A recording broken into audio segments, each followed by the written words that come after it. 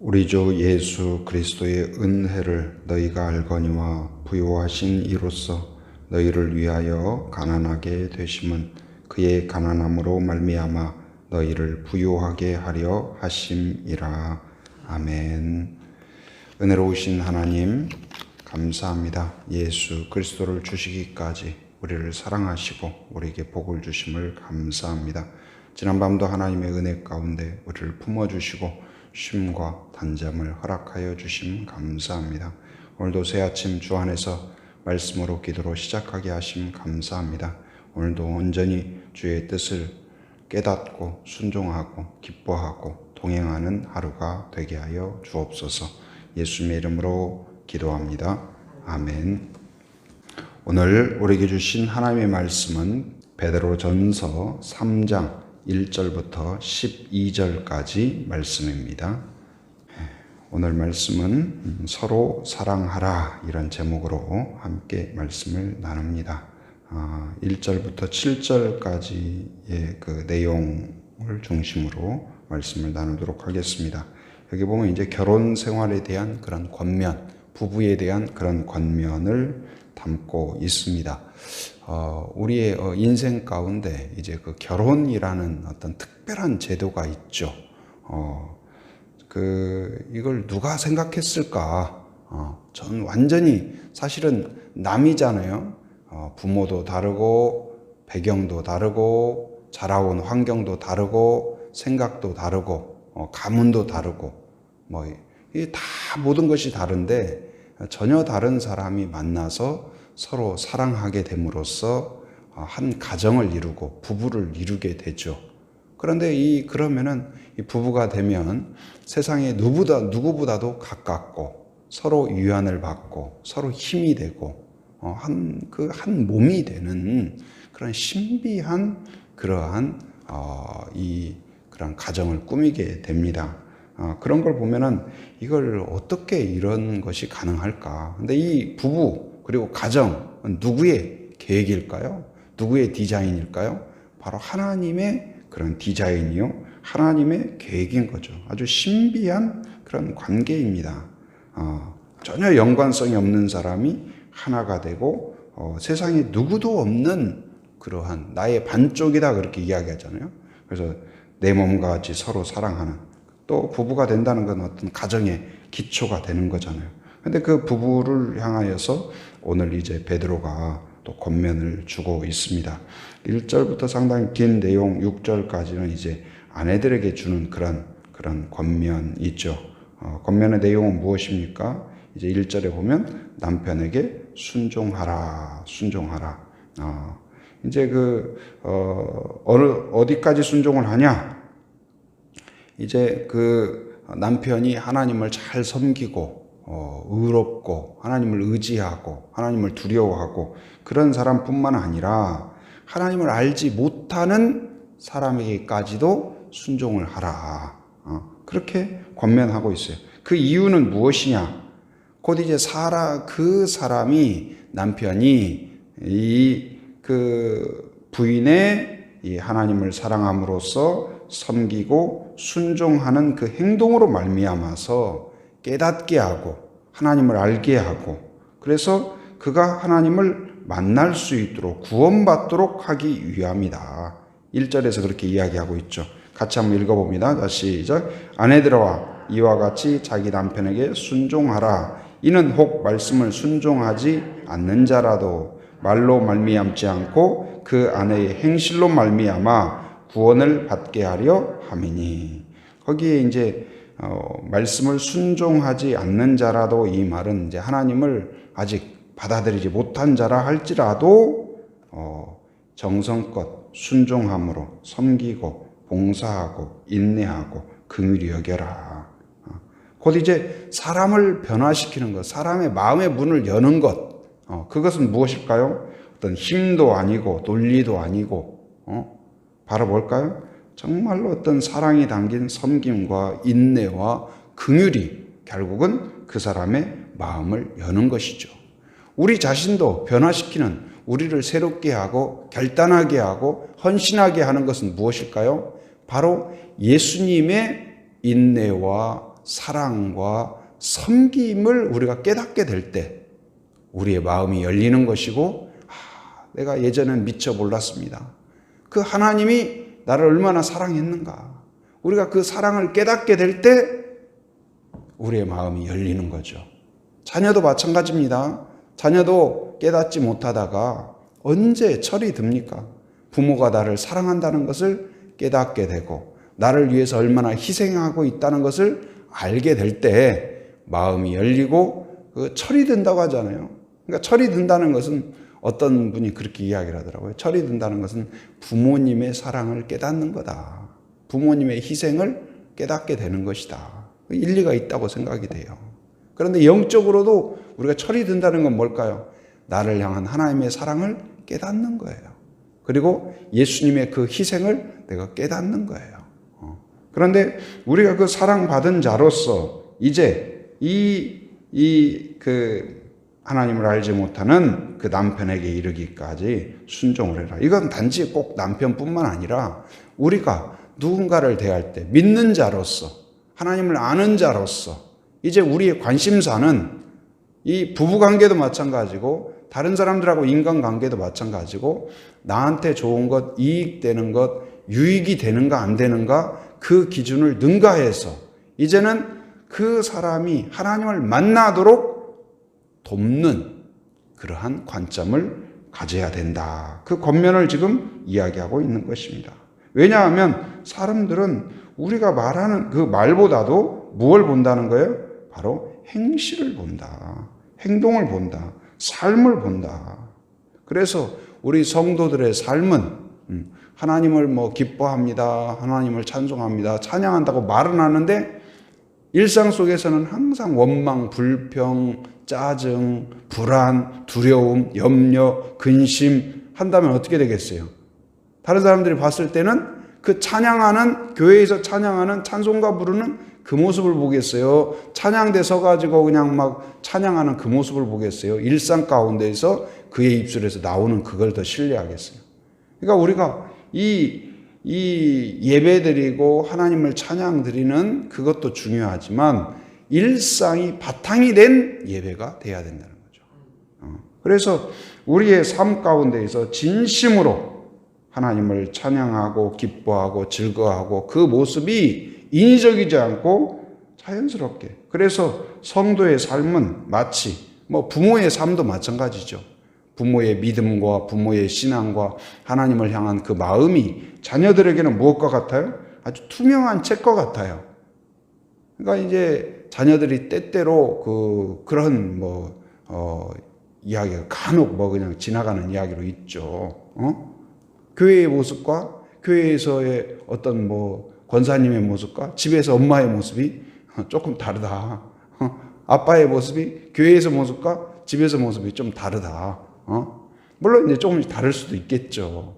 그러나 그것이 전혀 다르다면, 아이들은 그 모습에 대하여서 이 언행일치가 되지 않는다면, 받아들이는 것이 쉽지 않겠죠. 그래서 우리의 삶은, 성도의 삶은 뭐라고 할까요?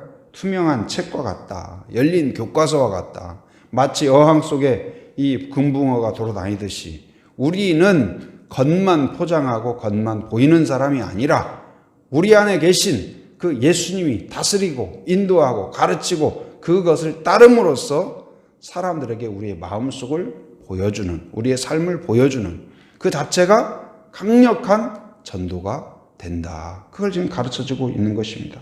곧 성도의 목적은 무엇일까요? 이제는 우리가 주님을 따르고 또 예수님이 우리의 왕이 되신다. 그랬을 때 우리의 삶의 가장 큰 목적은 무엇일까요? 나의 어떤 이익이나 어떻게 내가 더 많은 유익을 누릴 것인가? 그 차원을 뛰어넘어서 첫째는 하나님의 영광이 우리의 목적이 되어야 될 것입니다. 어떻게 하나님께 영광을 돌릴 것인가? 그리고 하나님의 가장 중시하는 구원의 계획을 어떻게 실현하고 도울 것인가? 가까이는 내 남편과 내 아내와 내 가족들, 그리고 내 이웃들, 또 직장 가운데 동료들, 이들이 우리를 통하여서 하나님이 이런 분이구나. 그러니까 우리의 말을 통해서도 증언을 해야 되겠죠. 그러나 우리의 삶을 통하여서 하나님은 바로 저런 분이구나. 하나님을 믿는다는 건 저런 거구나. 곧 우리를 통하여서 하나님을 알게 되는 것이죠. 그래서 우리 성도들은 어떻습니까? 바로 도움이 되는 자가 되어야 된다. 무엇에 도움이 돼요? 사람들이 바로 내 가족과 내 이웃들이 하나님을 알아가는 데에 바로 우리가 그런 교과서가 되어야 된다. 이제 그 학생이 공부할 때 그냥 혼자서 공부하는 거 아니잖아요. 제 가장 기본적인 게 뭐예요? 교과서를 통하여서 이 학문을 익혀가듯이 바로 교회는, 성도는 무엇일까요? 이 세상이 하나님을 알아가는 교과서와 같다. 그래서 우리 자신이 하나님을 듣고 만나고 경험하고 체험할 뿐만 아니라 또한 다른 사람들에게 우리의 말과 행동 가운데에 있어 살아계신 하나님이 나타나야 될 줄 믿습니다. 그래서 우리가 다른 사람들이 하나님을 알아가는데 도움이 될 뿐만 아니라 믿음이 성장하는데 도움이 되는 그러한 그 삶의 목적을 갖기를 바랍니다. 또한 이제 3절과 4절에 보면 3절 한번 같이 읽어보도록 합니다. 3절 시작. 너희의 단장은 머리를 꾸미고 금을 차고 아름다운 옷을 입는 외모로 하지 말고. 그 여성이 예쁘게 꾸미는 거, 이건 당연한 것이죠. 머리도 예쁘게 단장하고 머리에도 핀을 꼽고 또 뭐 스카프를 한다든지 아니면 그 옷을 단정하게 입는다든지 또 액세서리 뭐 목걸이를 한다든지 팔찌를 한다든지 반지를 한다든지 이런 것은 뭐 어떻게 보면 그 하나님이 또 여성에게 주신 그런 어떤 아름다워지고 싶은 뭐 여성이건 남성이건 예뻐지고 싶고 잘 보이고 싶고 이런 것은 뭐 기본적인 그 마음 아닐까요? 그것이 나쁜 것은 아니에요. 그런데 그러한 것을 꾸미는 것처럼 그것만 꾸미는 것이 아니라 우리가 하나님을 믿는다는 것은 뭐예요? 하나님은, 그러니까 사람은 외모를 보니까 우리가 사람들과 대할 때 그냥 똑같은 말을 하더라도 어떻습니까? 머리도 그냥 막 흐트러져 있고 옷도 그냥 막 뭐가 묻어 있고 냄새가 나고 그럼 어떻게 되겠어요? 뭔가 이렇게 불편해지잖아요. 그래서 단정하게 깨끗하게 그렇게 하는 것은 좋은 거죠. 좋은 거예요. 그러나 하나님은 어때요? 우리의 외모가 아니라 어디를 보셔요? 마음의 중심을 보신다. 그래서 바로 우리가 하나님을 믿는다는 것, 하나님이 우리를 통치하시고 다스리시고 왕이 되신다는 것, 그 안에서 우리의 외모를 꾸밀 뿐만 아니라 어디를 꾸며라? 마음을 꾸며라. 마음을 꾸며라. 마음을 단장하라. 자, 4절 말씀 같이 읽어봅니다. 시작. 오직 마음에 숨은 사람을 온유하고 안정한 심령에 썩지 아니할 것으로 하라. 이는 하나님 앞에 값진 것이니라. 곧 마음에 숨은 사람, 그러니까 우리가 눈으로 볼 수 없는 우리의 속사람을 꾸며라. 무엇으로요? 그것은 황금으로 꾸밀 수 있는 것이 아니고 다이아몬드로 꾸밀 수 있는 게 아니고 명품 핸드백으로 꾸밀 수 있는 게 아니고 무엇으로 꾸며요? 바로 겸손과 인내와 긍휼과 사랑과 그런 성령의 열매들로 꾸며라. 썩지 아니할 것으로, 거룩한 것으로, 정결한 것으로. 그래서 성도는 갈라디아서 3장 27절에 보면 옷을 입는 사람이다 그랬어요. 옷을 입는다. 무엇으로요? 무엇으로요? 이 천연 양가죽으로 옷을 입는 게 아니라 무슨 모피로 옷을 입는 게 아니라 무엇으로 옷을 입을까요? 거기에 보면 예수 그리스도로 옷을 입는 사람이다. 곧 우리가 세례를 받는다는 것. 세례는 뭘까요? 바로 이 예수님을 내 안에 초청합니다. 그것을 만방에 알리는 거예요. 교회 앞에 알리는 거예요. 마치 결혼 예식으로 제가 비유를 드렸죠. 서로 사랑합니다. 그런데 결혼 예식을 통하여서 가족들과 친구들과 친지들에게 우리는 서로 사랑하는 사이고 이제는 서로를 위하여 헌신하기로 결단합니다. 이것을 개인적인 약속이 아니라 공적으로, 공식적으로, 공개적으로 선포하는 것이 결혼 예식이듯이 세례란 뭐예요? 교회 앞에 나는 이제 하나님만 사랑하겠습니다. 하나님만 의지하겠습니다. 하나님만 따르겠습니다. 곧 예수 그리스도와 결혼하는 것과 같은 거예요. 이건 뭘까요? 이제 우리가 옷을 입는 거다. 누구로요? 예수님으로. 그래서 예수님의 보호를 받고 예수님으로 꾸미고 주님이 주시는 것으로 만족하고 마찬가지로 우리의 성도의 삶이라는 것은 바로 그렇게 이제 우리의 내적인 것을 꾸미고 채우고 아름답게 하고 그래서 우리의 외모뿐만 아니라 만나서 대화를 나눠보면 우리도 사람을 만나보면 그 외모뿐만 아니라 정말 말 한마디 한마디에서 향기가 나는 사람이 있어요. 어떻게 하면 그렇게 위로가 되고 격려가 되고 참 마음 씀씀이가 그런 사람이 있어요. 그러나 말 가운데 가시가 있는 사람이 있죠.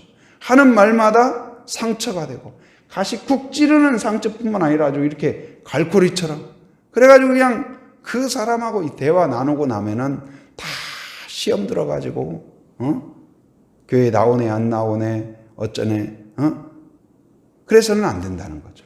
그래서 오늘 이제 내가 어떤 가족관계 부부와 남편과 아내 관계뿐만 아니라 자녀와의 사이 그 관계 그리고 오늘 만나는 사람들 사이에서도 여러분의 말 한마디 가운데 향기가 있길 바랍니다. 격려하고 축복하고 위로하고 도전하고 예수님으로 옷 입은 자로서 그 사람 누군가를 넘어진 자는 일으켜주고 격려하고 축복하는 그런 하나님의 손길이 되기를 바랍니다. 그리고 또한 쓰러진 자를 격려하고 또한 도전하고 축복해서 그리고 자녀에게도 말 한마디 할 때에도 부부간에도 말 한마디 할 때에도 정말 예수님이 말씀하시는 것처럼 예수님으로 옷 입었다는 건 뭐예요?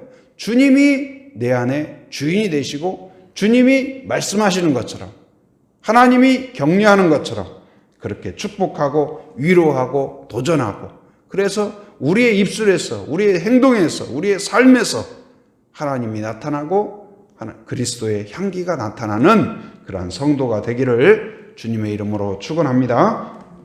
은혜가 충만하신 하나님 감사합니다. 오늘도 새 아침을 베풀어 주시고 저희들을 부르셔서 함께 기도할 수 있도록 은혜 주신 것 감사합니다. 하나님 아버지 우리에게 주신 또한 부부와 가정과 또한 이웃들과의 관계 가운데에서 우리 안에 주님이 다스리고 인도하심을 기억하므로 우리의 입술에서 우리의 삶에서 하나님의 모습이 나타나게 하시고 예수님의 향기가 나타나게 하여 주시옵소서. 오늘 우리를 만나는 사람들 하나님 우리를 통하여서 하나님의 격려와 위로와 도전이 있게 하여 주시옵소서. 우리의 말과 손길을 통하여 치유와 회복이 있게 하여 주시고 넘어진 자가 일어날 수 있도록 은혜를 베풀어 주시옵소서. 늘 말 한마디 할 때에도 하나님을 생각하게 하시고 주님이 말씀하시는 것처럼 하나님 그렇게 말할 수 있도록 인도하여 주시옵소서. 하나님 아버지 또한 건강이 좋지 못한 환우들을 축복하며 기도합니다.